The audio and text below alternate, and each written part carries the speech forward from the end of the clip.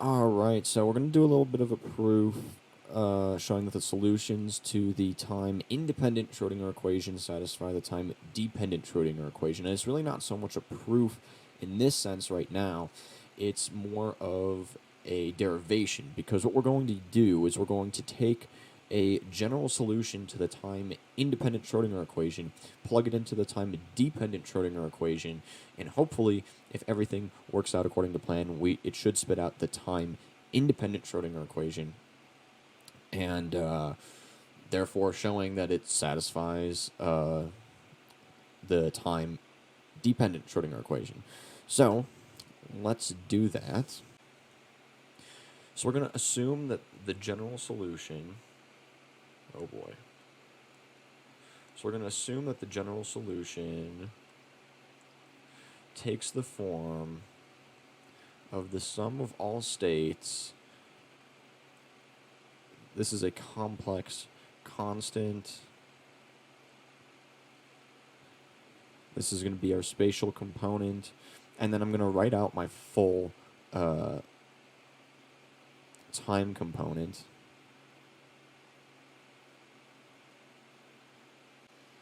Alright, so what we're going to do from here is we can actually break this guy up into a more generalized notation. Alright, and we're going to break that up into the sum of all states, our complex constant here, times our spatial function, not capital, times our temporal component. Now, later on you'll see why I wrote out our temporal component fully up here, but for simplicity we're going to use 5t to do that there. And now all we need to do is we need to take our time-independent, or not time-independent, I'm sorry, our time-dependent Schrodinger equation, which goes as IH bar partial psi, partial t is equal to our Hamiltonian operator acting on our wave function. If you haven't seen this notation before, the Hamiltonian operator is just minus h bar squared per 2m partial squared partial x squared plus our potential function. Alright, so we're going to take this guy here and let's expand it out with our Hamiltonian operator.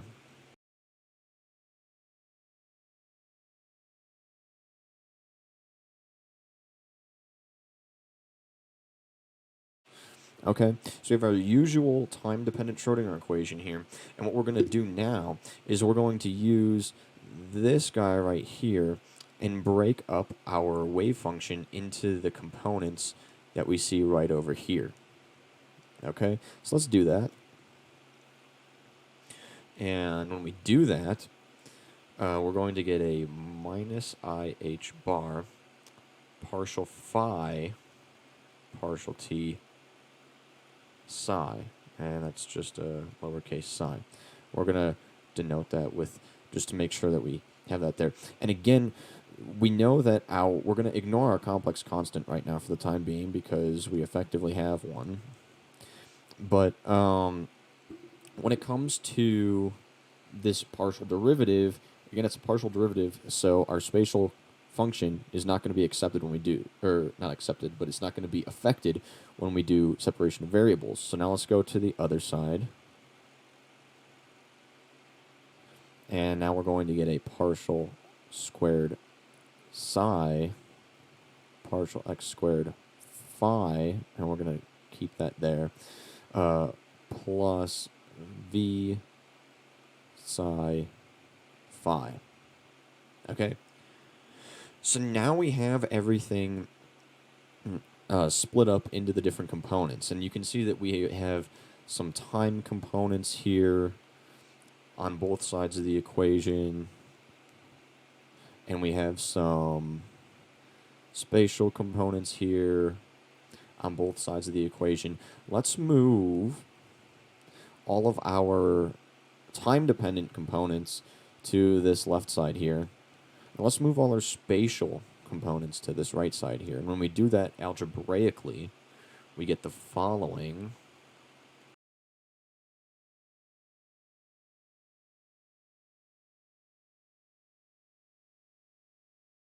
And so we get this following thing right here. And now we have all of our time components on the left, time-dependent components, and all our spatially dependent components right here. Okay? And so now let's go back over here and inspect this guy. Let's inspect our phi component. There's a reason why I wrote this all out. I told you guys that there was. So let's go back to that.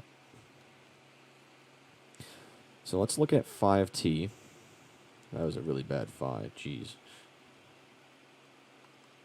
And that's e to the minus I e n t per h bar.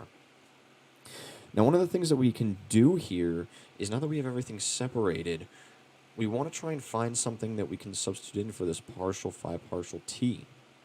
Okay? Because we really have two options. We can take the inverse of what we had and plug it in, or we can take the derivative of it, the partial derivative of it.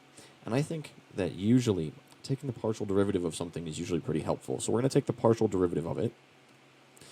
So we're going to do partial psi, partial t. That's going to equal minus I e per h bar e to the minus I e. I'm just dropping the n for the time being, just for simplicity's sake. Okay? And what do you notice about this? Well, I notice that phi doesn't change from the original function to our derivative. We just get this extra little bit of stuff out here. And so this can really be rewritten as minus I e per h bar times psi of t. Isn't that convenient? Now I want you to notice something. If we go back here and we look at this, something looks a little bit familiar here. So what we're going to do is, the trick here is that we're actually going to solve for e. And when we solve for e,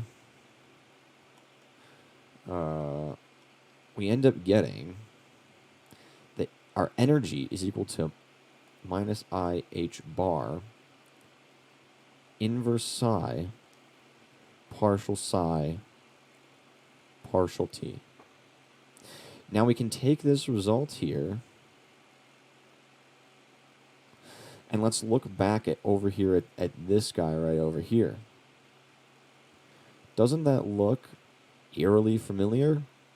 That's just our energy. So now we can rewrite what we had from before. We can rewrite our Schrodinger equation, modified Schrodinger equation, as the energy is equal to minus h bar per 2m, and then second partial spatial derivative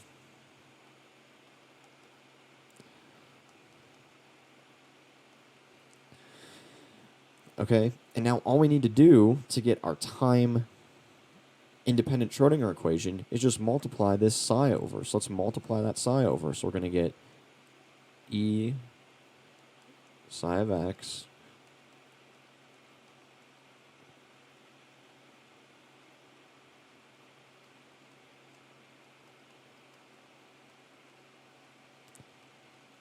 and now we have our time dependent, or I'm sorry, time independent Schrodinger equation.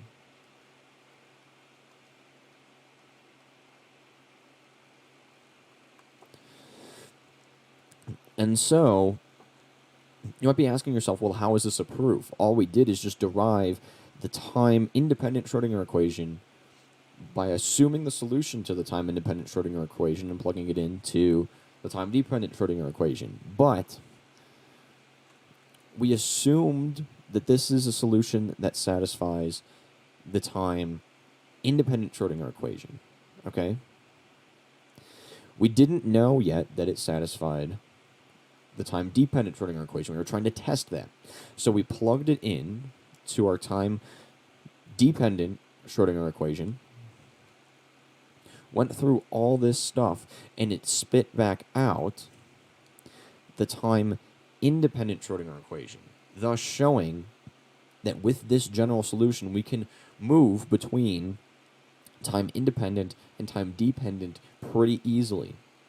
And therefore, it shows that it satisfies the time-dependent Schrodinger equation. If you really want to, you can do this in reverse and get back to the time, and start with the time-independent Schrodinger equation that we have here, and you can use that same solution to get back to the time-dependent Schrodinger equation. But the question we were trying to answer is, does it satisfy the time-dependent Schrodinger equation? And when we go through and do all the math, we get out the time-independent Schrodinger equation. And so therefore, this general solution here satisfies both the time-independent and the time-dependent Schrodinger equation.